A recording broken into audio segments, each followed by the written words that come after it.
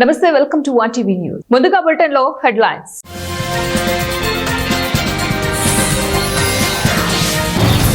బెదిరింపులకు తలగ్గం, ట్రంప్ కు Jinping warning.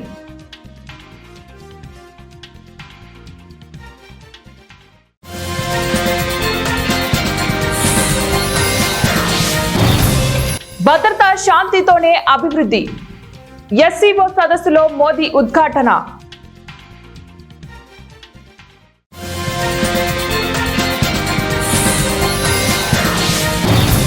నకిలీ పాస్పోర్ట్ వీసాలపై కొరడా, కేంద్రం వెల్లడి.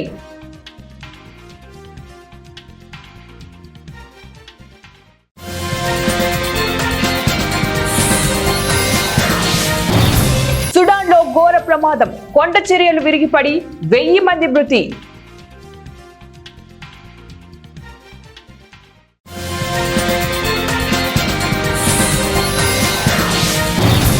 క్యాన్సర్ రహిత రాష్ట్రమే లక్ష్యం, మంత్రి సత్యకుమార్.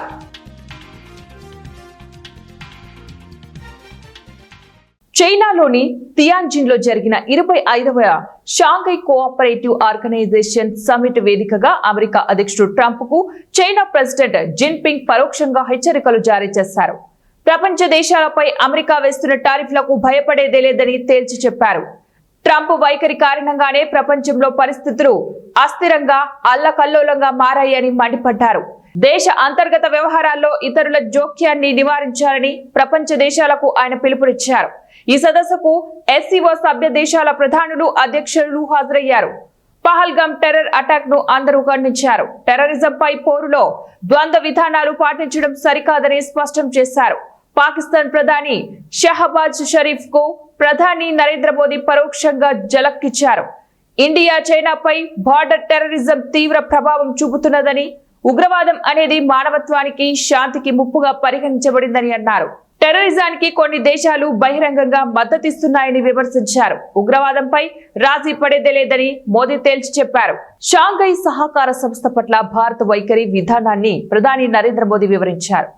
ఎస్ అంటే సెక్యూరిటీ, సి అంటే కనెక్టివిటీ, ఓ అంటే ఆపర్చునిటీ అని చెప్పారు. ప్రపంచంలోని ఏ దేశ అభివృద్ధికైనా భద్రత, శాంతి, స్థిరత్వమే పునాది అని వెల్లడించారు. ప్రపంచ దేశాల పురోగతికి ఉగ్రవాదం, వేర్పాటువాదం, తీవ్రవాదం ఎన్నో సవాళ్లు విసురుతున్నాయని ఆందోళన వ్యక్తం చేశారు. ఉగ్రవాదంపై పోరాటం చేయడం మానవత్వం పట్ల మన బాధ్యత అని సూచించారు. చైనాలోని తియాన్జిన్ లో ఎస్సీఓ సదస్సులో 2వ రోజు సోమవారం ప్రధాని మోదీ ప్రసంగించారు. ప్రాంతీయ అభివృద్ధికి అనుసంధానం అత్యంత కీలకమని చెప్పారు. అనుసంధానం దిశగా జరిగే ప్రతి ప్రత్యామ్నాయము ఇతర దేశాల సార్వభౌమత్వాన్ని, ప్రాదేశిక సమగ్రతను గౌరవించేలా ఉండాలని సూచించారు. ఎస్సీఓ చార్టర్ లోని మూల సూత్రాల్లో ఇది కూడా ఒక భాగమేనని గుర్తు చేశారు. నకిలీ పాస్పోర్ట్ వీసాలతో దేశంలోకి వచ్చినా, ఇక్కడే తిష్ట వేసినా, ఇతర దేశాలకు వెళ్లే ప్రయత్నం చేయాలని అనుకున్నా ఇకపై కఠిన దండన తప్పదు. నకిలీ పాస్పోర్ట్లు, వీసాలపై కేంద్రం కొరడా జల్పించింది. నకిలీ రాయిళ్లను గుర్తించి కఠినంగా శిక్షించనుంది. దీనికి సంబంధించి ఈ ఏడాది పార్లమెంట్ బడ్జెట్ సమావేశాల్లో ఆమోదించిన వలసదారులు, విదేశీయుల చట్టం 2025ను సెప్టెంబర్ 1 నుంచి అమల్లోకి తీసుకొచ్చినట్లు కేంద్ర హోంశాఖ అదనపు కార్యదర్శి నితీష్ కుమార్ వ్యాస్ పేర్కొన్నారు. ఈ చట్టం ప్రకారం నకిలీలకు పాల్పడే వారికి 7 ఏళ్ల జైలు శిక్షతో పాటు 10,000 రూపాయల వరకు జరిమానా విధించనున్నారు. ఈ చట్టాన్ని అత్యంత కఠినంగా అమలు చేయనున్నట్లు వ్యాస్ తెలిపారు. పార్లమెంటులో ఆమోదం పొందిన ఈ బిల్లుకు ఈ ఏడాది ఏప్రిల్ 4వ తారీఖున రాష్ట్రపతి ద్రౌపది ముర్ము ఆమోద ముద్ర వేశారు. దీంతో ఇది చట్టంగా మారింది. ఈ చట్టంలోని సెక్షన్ 1లో పేర్కొన్న సబ్ సెక్షన్ 2 ప్రకారం దీనిని సెప్టెంబర్ 1 నుంచి కేంద్రం అమలులోకి తీసుకువచ్చింది. రాష్ట్రాన్ని క్యాన్సర్ రహితంగా మార్చడమే ప్రభుత్వ ప్రధాన లక్ష్యమని వైద్య ఆరోగ్య శాఖ మంత్రి వై సత్యకుమార్ యాదవ్ పేర్కొన్నారు. అందులో భాగంగానే KGH తో పాటు రాష్ట్రంలోని పలు హాస్పిటల్స్ లో పరికరాల కొనుగోలుకు నిధులు కేటాయిస్తున్నామని, వైద్యులను, సిబ్బందిని నియమిస్తున్నామని తెలిపారు. క్యాన్సర్ రోగులకు చికిత్స అందించేందుకు KGH లో సుమారు 42 కోట్లతో ఏర్పాటు చేసిన linear accelerator, city simulator, brachy therapy పరికరాలను సోమవారం ఆయన లాంఛనంగా ప్రారంభించారు. ఈ సందర్భంగా మంత్రి సత్యకుమార్ మాట్లాడుతూ ఉత్తరాంధ్ర ప్రజలకు ఆధునిక క్యాన్సర్ వైద్య సేవలు అందించేందుకు ఈ పరికరాలను అందించామన్నారు. ఇప్పటి వరకు ఇక్కడ సరైన సదుపాయాలు లేకపోవడం వల్లే రోగులు ఇతర రాష్ట్రాలకు వెళ్లవలసి వచ్చేదని, ఇకపై కేజీహెచ్ లోనే ఆధునిక చికిత్సలు అందుబాటులోకి వస్తాయన్నారు. ఆఫ్రికన్ కంట్రీ సుడాన్ లో ఘోర ప్రమాదం జరిగింది. కొండ చర్యలు విరిగిపడి ఓ గ్రామం మొత్తాన్ని కప్పేశాయి. దీంతో దాదాపు 1000 మందికి పైగా మరణించినట్లు అధికారులు చెబుతున్నారు. పర్వత ప్రాంతంలో జరిగిన ఈ ఘోర ప్రమాదం గురించి సుడాన్ లిబరేషన్ మూవ్మెంట్ వెల్లడించింది. ఈ ఘటనలోనే గ్రామానికి చెందిన ఒకే వ్యక్తి బ్రతికినట్లు సమాచారం. సుడాన్ లో గత కొద్ది రోజులుగా వర్షాలు పడుతున్నాయి. ఈ క్రమంలోనే మర్రా పర్వత ప్రాంతంలో కొండ చర్యలు గ్రామంపై విరుచుకుపడ్డాయి. వెంటనే అంతర్జాతీయ సమాజం, ఐక్యరాజ్య సమితి సహకారం అందించాలని సుడాన్ కోరుతోంది. సుడాన్ లో ప్రస్తుతం అంతర్యుద్ధం కొనసాగుతోంది. సైన్యానికి పారామిలిటరీ దళాలకు మధ్య వివాదం కొనసాగుతోంది. దీంతో సామాన్య ప్రజలు ఎఫెక్ట్ అవుతున్నారు. తమను తాము రక్షించుకునేందుకే చాలా మంది ఈ మర్రా పర్వత ప్రాంతంలో నివాసం ఉంటున్నారు. ఇలాంటి వారితో ఏర్పడిన గ్రామంలోనే తాజాగా ప్రమాదం జరిగింది. ప్రాణాలు కాపాడుకుందామని వచ్చిన వారిని ప్రకృతి విపత్తు ప్రాణం తీసింది. ఖమ్మం జిల్లా వైరా మండలం పినపాక బ్రిడ్జి వద్ద ఎదురుగా వస్తున్న లారీని ఆర్టీసీ బస్సు ఢీకొనడంతో బస్సులో ప్రయాణిస్తున్న 15 మంది ప్రయాణికులకు గాయాలయ్యాయి. మనుగురు నుంచి ఖమ్మం వెళ్తున్న ఆర్టీసీ బస్సు వైరా నుంచి తల్లాడ వైపు ఎదురుగా వస్తున్న లారీని అతి వేగంగా ఢీకొట్టడంతో బస్సులో ప్రయాణిస్తున్న 15 మంది ప్రయాణికులకు గాయాలయ్యాయి. దీంతో త్రుటిలో పేరు ప్రమాదం తప్పిందని ప్రయాణికులు ఊపిరి పీల్చుకున్నారు. వెంటనే స్థానికులు పోలీసులకు సమాచారం అందించడంతో సంఘటన స్థలానికి చేరుకున్న పోలీసులు గాయపడ్డ ప్రయాణికులను అంబులెన్స్ లో ఖమ్మం ప్రభుత్వ హాస్పిటల్కి తరలించారు.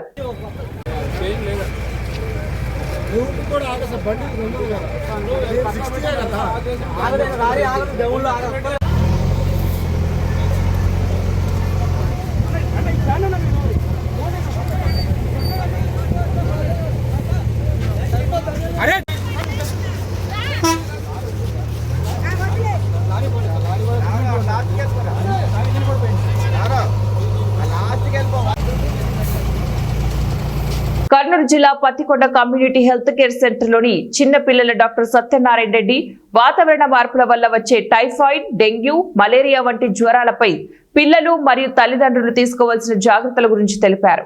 ఈ సీజన్ లో వచ్చే దగ్గు, జలుబుతో పాటు అధిక జ్వరం వచ్చినట్లయితే వెంటనే డాక్టర్ ని సంప్రదించాలన్నారు. అవసరమైతే రక్త పరీక్షలు నిర్వహించి వాటికి తగిన వైద్యం అందిస్తామని ఆయన సూచించారు.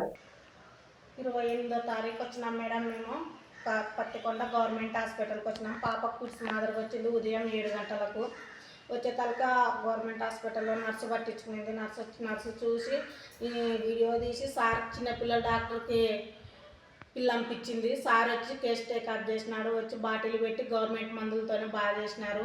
3 రోజుల వరకు సార్ బయటకు పంపించకుండా ఇక్కడే ట్రీట్మెంట్ ఇచ్చినాడు చిన్నపిల్లలు సారు. చిన్నపిల్లల డాక్టర్ వచ్చి 3 పూట్లు చెక్ చేసి 24 అవర్స్ బాగా చూసినాడు మేడం. మెయిన్గా పిల్లలలో మనకు పత్తికొండ ప్రభుత్వ ఆసుపత్రిలో ప్రతిరోజు చిన్నపిల్లల ఓపీ 180 నుంచి 200 వరకు తగ్గుతుంది. సో అదేవిధంగా మనం ట్రీట్మెంట్ ఇవ్వగలగాలనుకుంటే మనకు కావాల్సిన ఫెసిలిటీస్ కూడా ఉండాలి. చాలా వరకు ప్రభుత్వ ఆసుపత్రిలో ఫెసిలిటీస్ ఉన్నాయి, దాన్ని ఉపయోగించుకోవడం ప్రజలకు తెలియట్లేదు. మెయిన్గా ఇప్పుడు తీసుకోవాలి కొత్త రూల్స్ అంతా డిజిటలైజేషన్ వచ్చింది కాబట్టి పిల్లలు తీసుకొని వచ్చేటప్పుడు ఖచ్చితంగా వాళ్ళ ఆధార్ కార్డు, ఆరోగ్యశ్రీ కార్డు తీసుకొని రావాలి. అలా తీసుకొని రాగలిగితే మనం రక్త పరీక్షలు చేయించేసి కావాల్సిన ట్రీట్మెంట్ ఇవ్వగలం. ఒక 3 సంవత్సరాల క్రితం ఇంత ఓపీ లేకపోతుండేది మన ప్రభుత్వ ఆసుపత్రి, పత్తికొండ ప్రభుత్వ ఆసుపత్రిలో రోజుకి 100 ఓపీ వచ్చేది. ఇప్పుడు రోజుకి 400-500 ఓపీ వస్తున్నారు. అంటే అది కేవలము ప్రభుత్వ ఆసుపత్రిలో వైద్యులు చాలా బాగా చూస్తున్నారు, ట్రీట్మెంట్ బాగా అందిస్తున్నారు అనే ఒకే ఒక దాంతో ప్రజలు వస్తున్నారు. అదేవిధంగా మనం కూడా అందిస్తున్నాము. ఇప్పుడు మనకున్న ఎక్విప్మెంట్తో చాలా వరకు చేస్తున్నాము. ఇంకా ఎంబీఎస్యు పిల్లలకి, పురిటి పిల్లలకి ఎంబీఎస్యు ఇవన్నీ కూడా మన ప్రభుత్వ ఆసుపత్రికి వస్తే చాలా హ్యాపీగా ఫీల్ అవుతాము. ఇప్పుడు ఈ వాతావరణం చేంజ్ అవ్వడం వల్ల డెంగ్యూ, మలేరియా, టైఫాయిడ్ జ్వరాలన్నీ వస్తున్నాయి. దాని అన్నిటికీ ట్రీట్మెంట్ మన ప్రభుత్వ ఆసుపత్రిలో జరుగుతుంది. మెయిన్గా ఇప్పుడు ఫిట్స్ వస్తున్నాయి. ఈ సీజన్ చేంజ్ అయినప్పుడు ఫిట్స్ వచ్చే ఛాన్సెస్ కూడా ఎక్కువ. మెయిన్గా 6 నెలల నుంచి 6 సంవత్సరాల లోపల వచ్చే ఫిట్స్ చాలా ప్రమాదకరం, జ్వరంతో కూడినవి కాబట్టి అవి ఎప్పుడైనా సీరియస్గా చేంజ్ అవ్వచ్చు. సో అలా ఎప్పుడైనా వచ్చినప్పుడు వెంటనే పిల్లల్ని దగ్గరలో ఉన్న ప్రభుత్వ ఆసుపత్రికి తీసుకొని వెళ్ళి ట్రీట్మెంట్ చేయించుకోవడం చాలా ఉత్తమం. మీరేం చేస్తారంటే ప్రజలు అక్కడ ఉన్న లోకల్ ట్రీట్మెంట్ వాడేసి ఆయుర్వేదిక్ అట్లాంటివి వాడకండి. పసుపు అట్లాంటి అస్సలు తాపకండి. పిల్లలకి పసరికలు వచ్చినా అట్లా ఏం వచ్చినా ప్రతి ఒక్క దానికి ట్రీట్మెంట్ ఉంది మన ప్రభుత్వ ఆసుపత్రిలో. దయచేసి ప్రజలందరూ ప్రకాశం జిల్లా ఖమ్మం మండలంలో బడిఈడు పిల్లలను బడిబాట పట్టించేందుకు మండల విద్యాశాఖ అధికారి అబ్దుల్ సత్తార్ సోమవారం వీధి బాట కార్యక్రమాన్ని చేపట్టారు. పట్టణంలోని అరాఫత్ నగర్, అర్బన్ కాలనీ, పూసల బజార్, నాయక్ వీధి, రంగా వీధి తదితర ప్రాంతాలలో ఇంటింటి సర్వే నిర్వహించి దీర్ఘకాలికంగా బడికి రాని విద్యార్థులను, అసలు బడిలో చేరని పిల్లలను గుర్తించారు. ఈ సందర్భంగా డ్రాప్అవుట్ పిల్లలు మరియు తల్లిదండ్రులతో చర్చించి విద్యా ఆవశ్యకతను, సామాజిక విలువలను తెలుపుతూ ఆరోగ్య అవగాహన కల్పించారు.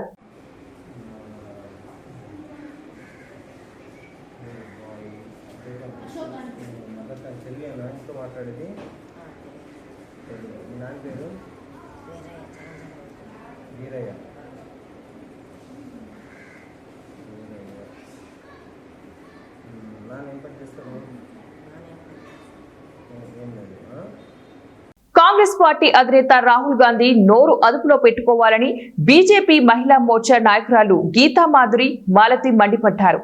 బీజేపీ ఆధ్వర్యంలో బీజేపీ మహిళా మోర్చా కార్యకర్తలు పెద్ద ఎత్తున కర్నూలు జిల్లా బీజేపీ కార్యాలయం నుంచి కలెక్టరేట్ కార్యాలయం వరకు ర్యాలీగా చేపట్టారు. అనుచిత వ్యాఖ్యలు చేసిన రాహుల్ గాంధీని కఠినంగా శిక్షించాలి. ఎందుకంటే ఆమె వాళ్ళ తల్లి ఇక్కడ ఆమె కాదు, ఇటలీ నుంచి వచ్చిన ఆమె.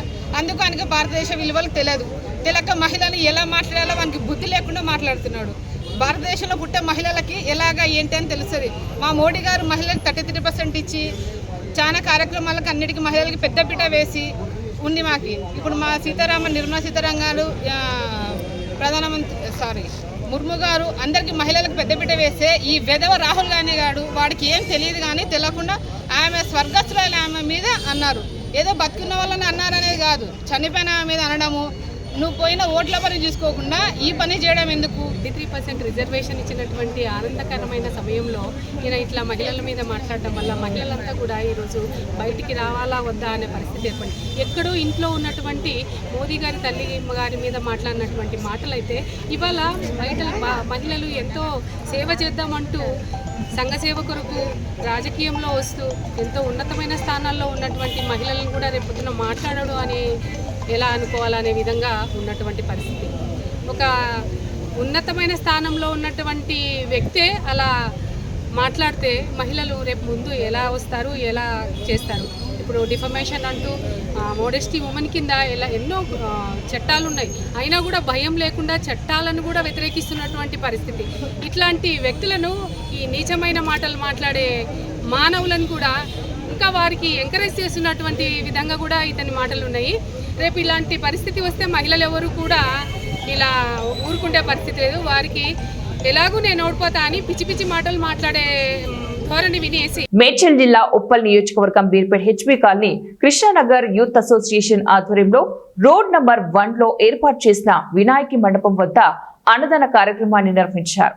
ఈ సందర్భంగా యూత్ అసోసియేషన్ సలహాదారులు ఆదిత్య నాయకులు ప్రణీత్ మాట్లాడుతూ రోడ్ నంబర్ 1లో నెలకొల్పిన వినాయకుడిని 16వ సంవత్సరం సెలబ్రేషన్స్ వేడుకలు అన్నారు.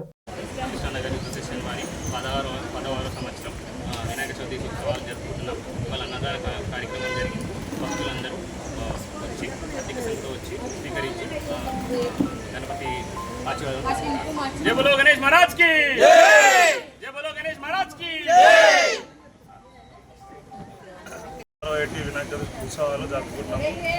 ఈరోజు గ్రాండ్గా మేము అన్నదాన ప్రోగ్రాం చేశాము. భక్తులందరూ అధిక సంఖ్యతో వచ్చి స్వీకరించి దేవుడి ఆశీస్సులు తీసుకొని వెళ్ళారు. మళ్ళీ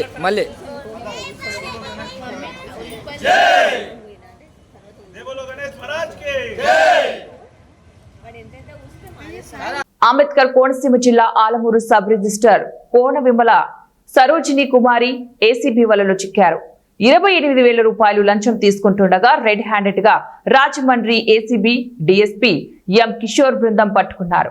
ఆలమూరు మండలం బడుగువాణిలంక గ్రామానికి చెందిన గట్టి సుబ్రహ్మణ్యం తన 1.3 ఎకరాల పొలాన్ని తన కుమారుడి పేరున గిఫ్ట్ డీడ్ చేయాలంటూ సబ్ రిజిస్టర్ ను కోరాడు.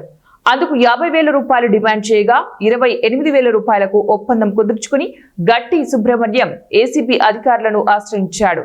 సబ్ రిజిస్టర్ తన కారు డ్రైవర్ దాసరి దుర్గాప్రసాద్ ద్వారా రైతు నుంచి లంచం తీసుకుంటూ ఉండగా రెడ్ హ్యాండెడ్ గా ఏసీబీ అధికారులు పట్టుకున్నారు. తాము పట్టుకున్న 28,000తో పాటు సబ్ రిజిస్టర్ కార్యాలయంలో తనిఖీలు చేసి మరో 35,000 రూపాయల నగదును స్వాధీనపరుచుకున్నట్లు ACB DSP M Kishore Kumar వెల్లడించారు. అందరికీ నమస్తే అండి. గట్టి సుబ్రహ్మణ్యం బడుగువాణి లంక గ్రామం ఆలమూరు మండలానికి చెందిన వ్యక్తి. అతని పేరు మీద ఎకరా 37 సెంట్లు ఉంది. అతని పేరు మీద ఉన్న భూమిని వాళ్ళ అబ్బాయి మీదకి గిఫ్ట్ డీడ్ చేయాలనే క్రమంలో అతను ఆలమూరు సబ్ రిజిస్టర్ గారిని డాక్యుమెంట్ రైటర్ అయిన ముప్పిరి వెర్రయ్య ఎలియాస్ యేసు ద్వారా అప్రోచ్ అయ్యారు. ఇనీషియల్గా ఈ గిఫ్ట్ డీడ్ రిజిస్ట్రేషన్ చేయడానికి 50,000 డిమాండ్ చేశారు. ఆ తర్వాత రిక్వెస్ట్ చేయగా 28,000కి దానికి అగ్రీ అయ్యారు.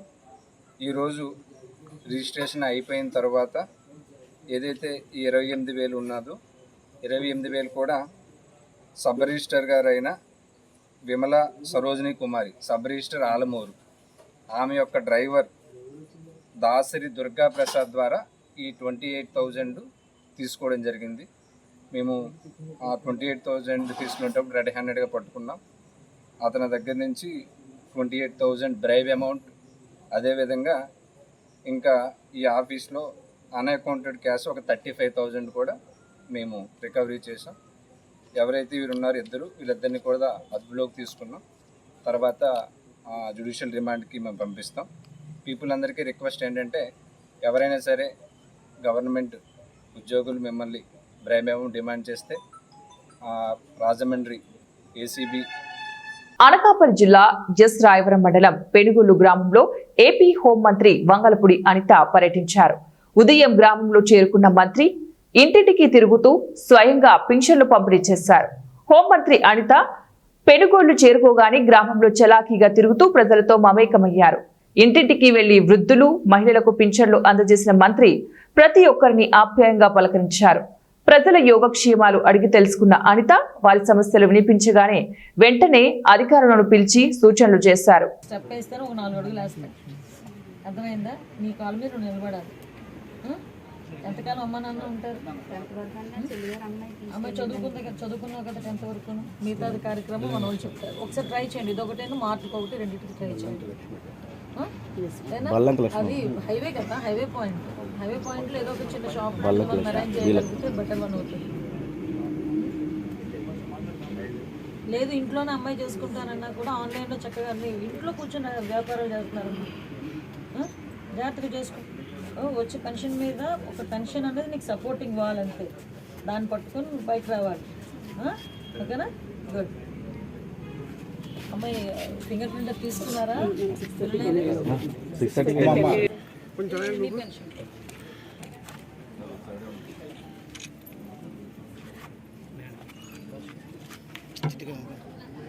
ప్రతి నెల తీసుకొచ్చి ఇచ్చేస్తున్నారండి.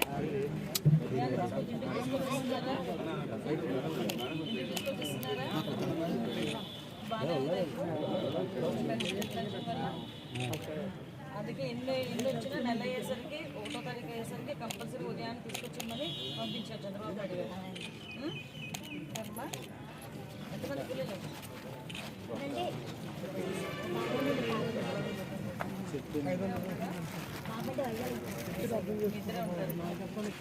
బులెటిన్ ముగించే ముందు మరోసారి హెడ్లైన్స్.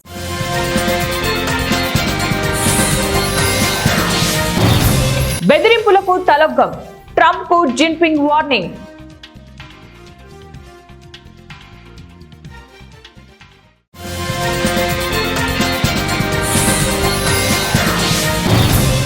భద్రత శాంతితోనే అభివృద్ధి, ఎస్సీఓ సదస్సులో మోదీ ఉద్ఘాటన.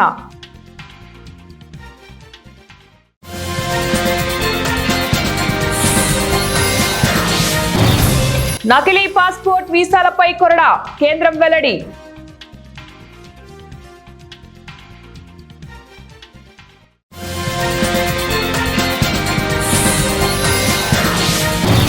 సుడాన్లో ఘోర ప్రమాదం, కొండ చర్యలు విరిగిపడి 1000 మంది మృతి.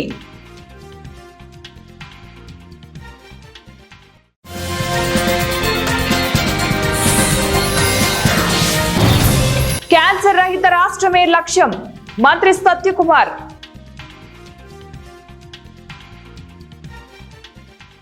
ఇవి ఇప్పుడు బులెటిన్ డీటెయిల్స్. నెక్స్ట్ బులెటిన్ లో మళ్ళీ కలుద్దాం.